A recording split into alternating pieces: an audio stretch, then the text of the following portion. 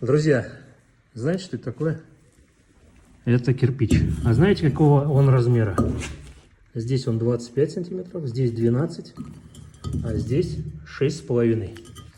А знаете, сколько весит кирпич? Вот такой полнотелый кирпич весит 3,7 килограмма. А знаете, сколько нужно кирпича, чтобы выложить вот такую стену до потолка? Здесь 4,2 метра, здесь 3 метра. Так вот, чтобы выложить эту стену из кирпича, нужно 642 кирпича.